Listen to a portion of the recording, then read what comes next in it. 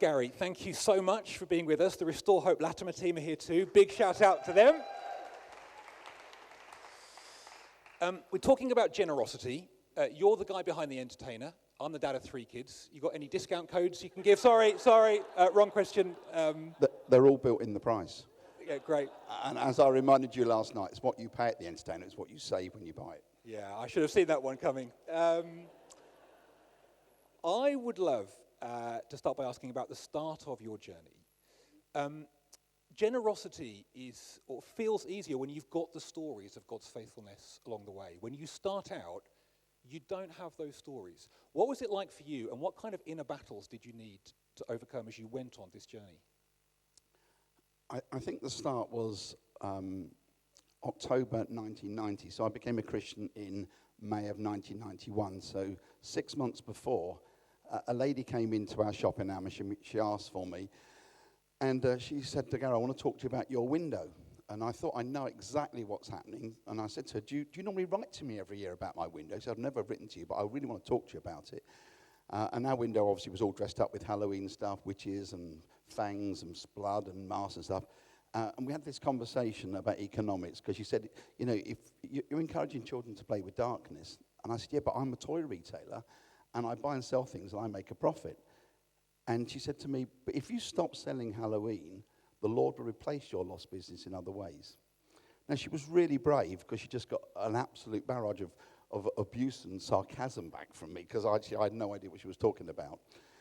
Roll on 6 months, I'm now a Christian. And I had to go through a whole series of trying to balance things up. And I remember talking to a local Christian accountant about 6 months after I became a Christian. I said, David, I'm going to have to give this business stuff up. Being a Christian and being a business they just don't mesh together. And he said, Gary, maybe the way you're running your business and being a Christian doesn't mesh together. So you've just got to get your honesty sorted out. If your taxes due, pay it. There's no other way around it, not the way you've been doing it. You maybe need to be challenged about some of the products that you're selling, and you've seen the Halloween stuff. And latterly, in 1995, so this is 4 years later, obviously the Sunday trading laws changed, and God challenged us over whether we should have our staff working on a Sunday. But the reason that I got on this journey was for that conversation, a brave lady speaking out to a non-Christian, challenging me on my window. I become a Christian, and in October of 1991, we didn't stock Halloween. We had 3 stores at the time, and our business saw the biggest growth in 1 month we'd ever experienced. And the thing is, God, because I don't read enough, because I could read a whole page and nothing sinks in. I don't understand what I'm reading. God showed me so many different pictures. Every day after that week I became a Christian, a different thing every day. Yeah, I could write a whole book about coincidences, or I could actually believe that God was really getting my attention. That experience on Halloween, which in 1 Samuel, I think it's 2:30, my only Bible verse, it says, those that honor me I will honor. And I think if we with the right intention, right motivation, do what we think God is saying, God is faithful. So when I saw that massive increase in turnover, over all the years, all the things that the entertainer in the national press is known for, the things that we don't do, it's because I don't even think twice now, because I just know that I can rely on God.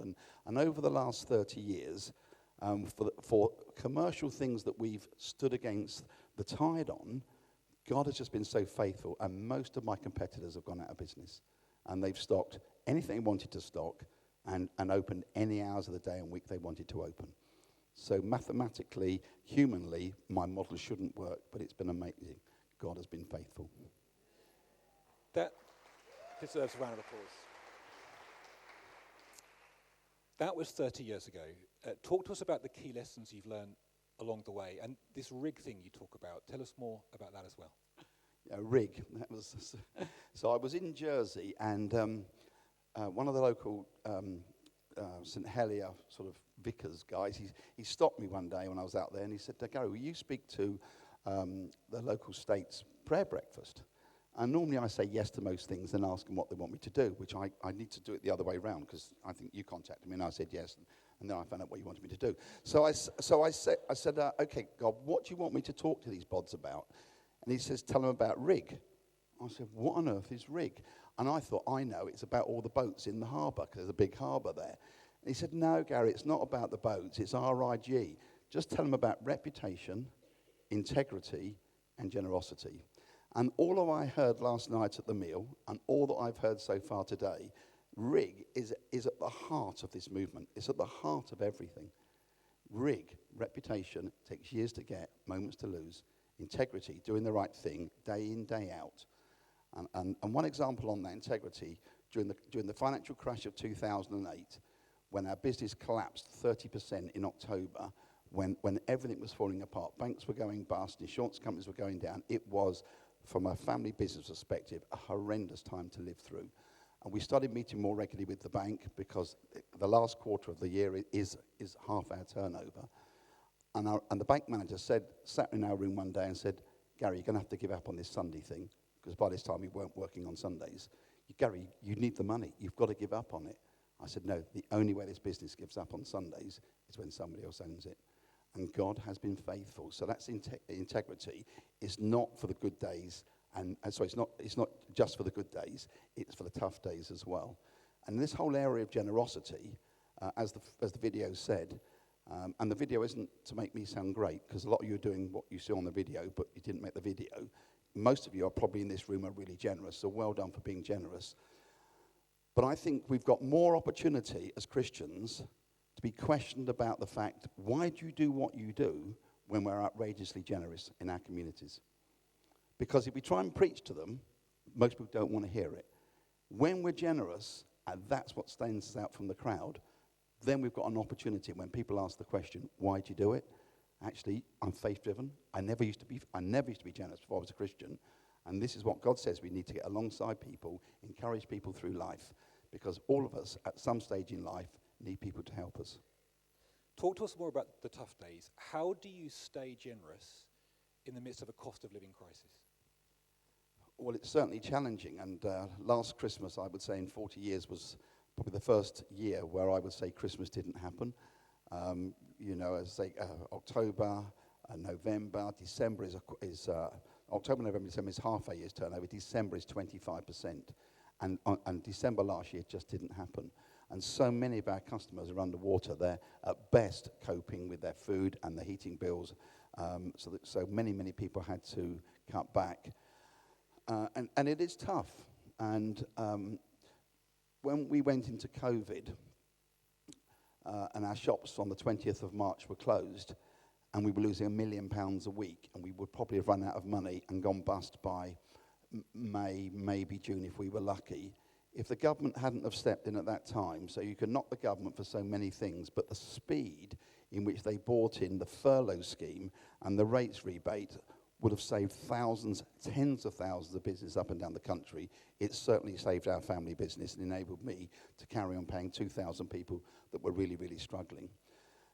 But as our stores closed, and we realised that the big issue was food, because those of us with money could go down to the supermarket, clear the shelves, stuff the trolleys full, and hoard it. Those with no money, where they've got the little money dropping in every week, they can only buy this week's food this week. So when the rich people have stripped the shops of all the stock, the people that are going in on less money are really, really struggling. And we saw the demand for food banks going off the clock. And Restore Hope Latimer stepped into that space with the local food bank, but then we couldn't buy the food that we wanted. Just trying to get enough baked beans and spam and all the other stuff that needed to go into the boxes was a challenge. And my second oldest son knew a food chain up in Manchester, and we said, look, we're looking for all these ingredients to make up these food boxes, 1,000 food boxes. And the guy said, yep, I can do all that lot, but I'm not giving it to you. You got to pay for it. So I said, okay, well, how much is it? £40,000. I thought, oh, well, in for a penny, in for a pound. If I'm going bust, 40 grand's not going to make a jot of difference. So I sent an Arctic up to Manchester, paid the guy the money, bought the stuff back, unloaded it. And somebody from the local food bank said, where'd the food come from? Came from Manchester. How much it cost? £40,000. And they said, oh, we'll cover that. So God gave it me back. Whew, amazing. So about 3 weeks later, we thought, trouble is, all this tin stuff, that's one thing, but people need fresh. And it was at a time when all the restaurants were closed and the amount of surplus meat and stuff that was around was huge. But we needed a refrigerator. So I said to our shippers who bring stuff in from the Far East, I want one of those big fridges. You know, it's a container with like a fridge thing on the back. A reefer fridge, it's called. A reefer container, it's called. So they said, oh, yeah, we can get you one of those, Gary. How much is it? £10,000. Okay, in for a penny, in for a pound. Yeah, we need a big fridge. And the guy said he'll come and deliver it and hook it up free for us. So we bought a fridge. Now we've got a pallet of meat in there and loads of other fresh stuff. So then we needed a van. So they said, we've spoken to this local charity in Hertfordshire. If we pay half the van, they'll pay for the other half.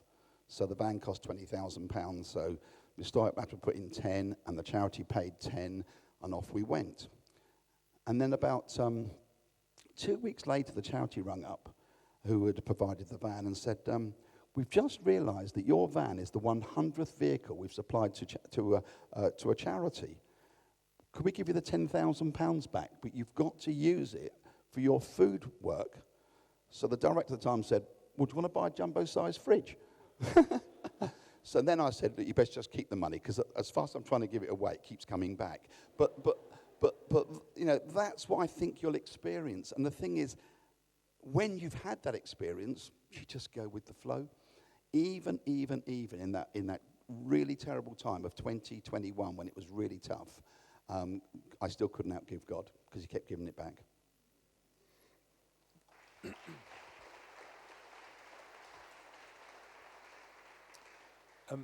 Time has galloped away from us. Gary, I want to say thank you so much, and not only for what you've shared, I want to say thank you for who you are. The example that you have been, the way that you have lived with regards to finance, is not just an example for the world of business, it's an example for all of us. My life is different because of you. Your legacy will be way bigger than anything I think you realise. Ladies and gentlemen, big round of applause, Gary Grant.